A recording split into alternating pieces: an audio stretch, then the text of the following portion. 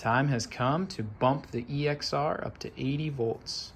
Got 5 lithium polymer batteries in series, fully charged around 84 volts. So I am going to see how this thing rips with all the juice.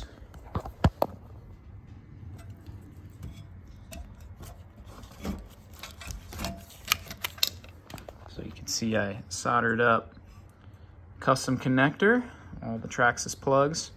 Another really nice addition to the bike has been a 100 amp DC circuit breaker.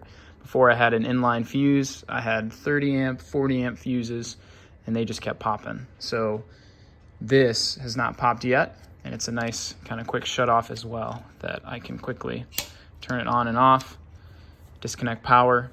It's nice as well. Hook all these up. Usually the last one that connected pops. And if I have this disconnected and I flip the lever, it does not pop, which is really nice. And also what I've done is you can see I added in a fuse and I wired up a headlight. So I've got a switch here, and I will show you guys shortly here how awesome it is now having a headlight for this thing. So let's take it for a spin.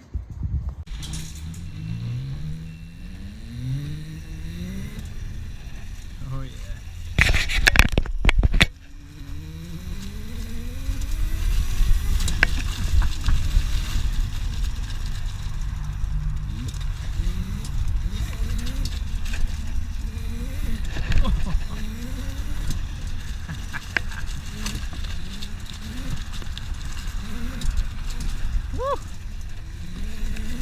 Oh yeah, get a wheel spin. Woo, get on it. Oh yeah, this thing. Woo. This thing feels good, man. Oh, about to light up the tire.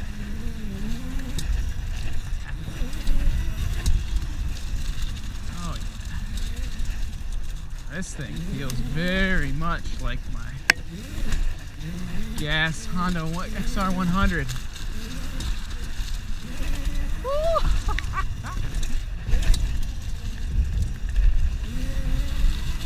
Oh yeah, dude. This thing rips.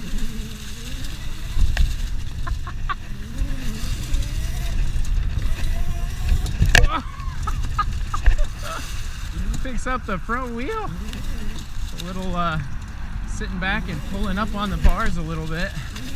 Whoa!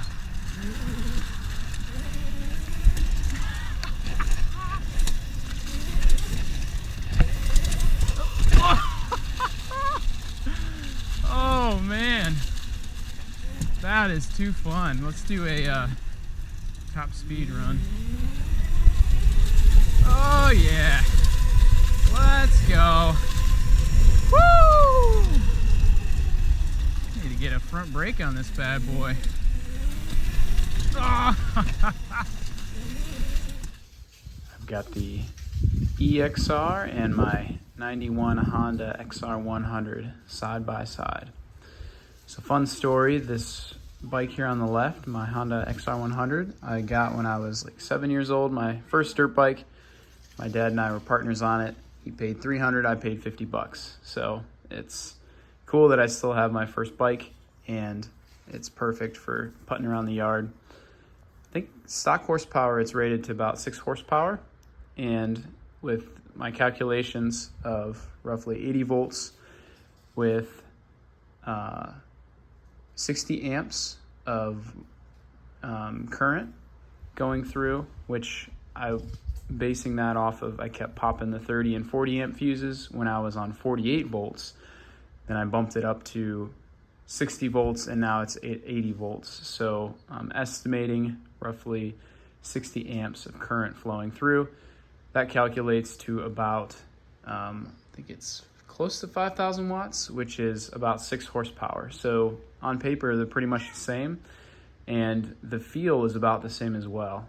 The two bikes in a drag race, they are pretty much the same. So it's really neat that this electric XR100 actually has the same amount of power as the gas bike as well.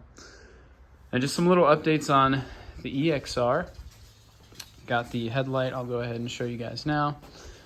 Handy dandy little circuit breaker on-off switch, which is super nice. Got my switch wired up here. Let's see what voltage we're sitting at. I was ripping around on it earlier. So the headlight's pretty sweet. This one's nice too. It does not care what input voltage it has. It ranges from 12 volts to 80 or 100, something like that, which is nice because depending on what voltage I'm running in it, I don't have to have an additional component knocking it down to a specific voltage, so that's very appealing.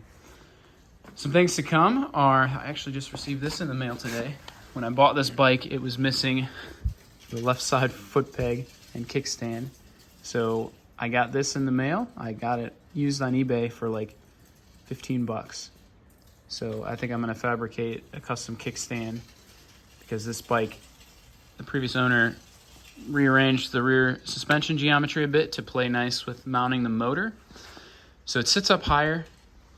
Eventually I'm gonna be cleaning up some of the welds on the frame as well, along with tying this front bar down, I believe, to the kind of right in here.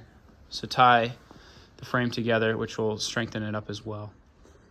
But with the shock modified, this bike sits quite a bit higher than the stock XR100 ride height.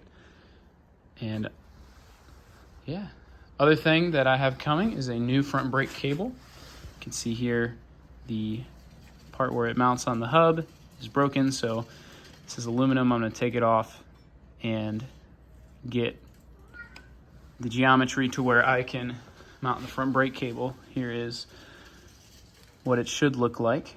So I've got that coming in the mail. I've got a little lever, so with all the extra power, this thing could really use a front brake. So, but yeah, this bike has been a lot of fun. Currently, this is the condition that it is in, and I'm going to be tweaking, doing some little modifications here. It's getting to be cold weather here in Northeast Ohio, so looking probably not going to be tooling around on it as much in the yard. But yeah, this is where we're at.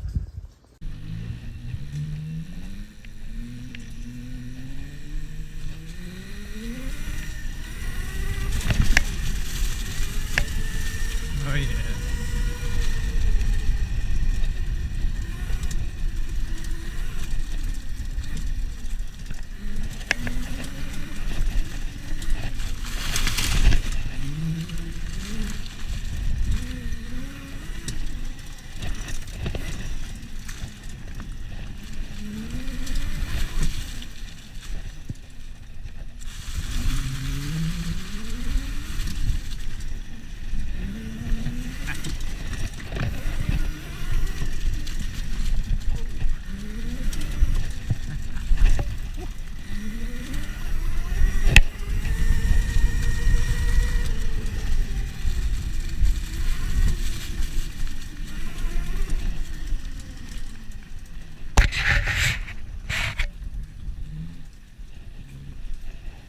Oh yeah, thing rips.